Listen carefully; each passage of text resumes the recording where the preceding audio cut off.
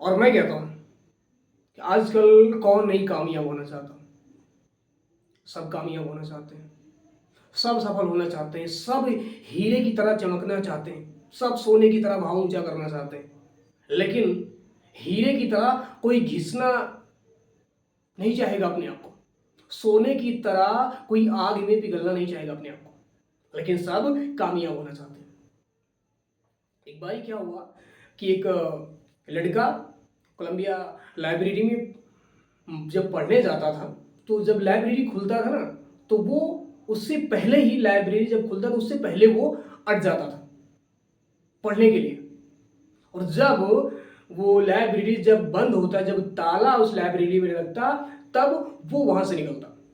एक दिन क्या हुआ कि वो लड़का लाइब्रेरी में बैठकर पढ़ाई कर रहा था, और दोपहर का समय हो गया, लंच हो गया, 1 बज गया, और सारे जो दोस्त वगैरह, जो फ्रेंड वगैरह थे, वो चला गया, बाहर चले गए अपना लंच करने। ठीक है, कैंटीन चले गए लंच करने, और जो लड़का था वो वहीं बैठकर किताब पढ़ रहा था। बैठकर किताब पढ़ रहा था, और किताब पढ़ते ही पढ़ते अपने बैग से एक ब्रेड का एक टुकड़ा निकाला और उसको खाना शुरू कर दिया। ध्यान खाने पर नहीं है उनका, पढ़ाई पर ध्यान है। तो जो लाइब्रेरी जो देखभाल करता है, वो लाइब्रेरी का जो देखभाल करता है, वो देखा लड़का, तुम लड़की को बोला तुमको तमीज नहीं है, लाइब्रेरी में बैठकर खाना खाते हैं, तुम ये क्या कर रहे हो, तुमको इतनी भी तमीज नहीं है, पढ़े लिखे नहीं हो। उसको डांटा, तो लड़का बहुत उदास हुआ। फिर उसके बाद क्या हुआ कि लड़के ने बड़ा जवाब दिया, बोला कि साहब, हमारे पास तो इतना पैसा नहीं, क्योंकि हम गरीब हैं कि हम जाके कैंटीन में जाके खाना खा सकें, हम जाके कैंटीन में खाना खा सकें, ठीक है, इसलिए मैं नहीं जा रहा। तो लाइब्रेरी वाला जो बोला कि नहीं जा सकते, कम से कम यहाँ बैठो मत, यहाँ मत खाना खाओ, जाओ अपने दोस्त फ्रेंड के साथ खेलो, जाके यहाँ क्या करो, जाओ।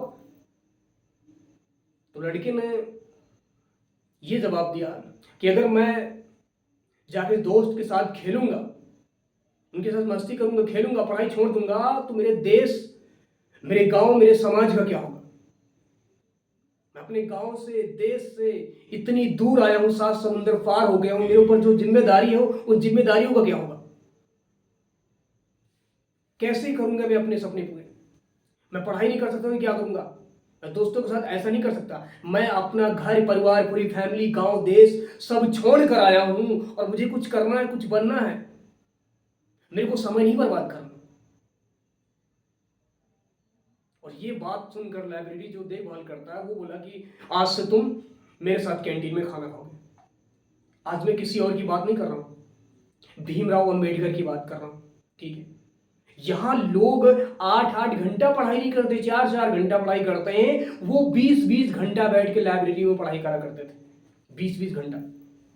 और कभी कभी उनकी टेबल पर जब कोई चाय लेकर आता तो उनको चाय भी रख देता था, तो वो चाय पीने पीने के लिए भी भूल जाते थे। और जब वो कप लेने दोबारा कोई जाता, उस कप को लेने जाता, तो देखता उस कप में चाय वैसे की वैसे रखी पड़ी होती है।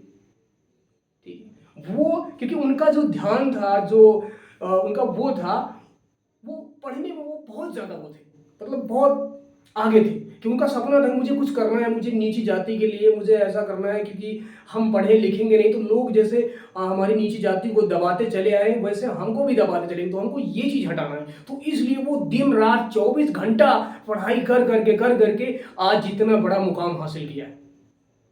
ठीक है, भारत का संविधान बना के इन्होंने रच दिया, भारत का कानून इन्हीं से ही चलता है।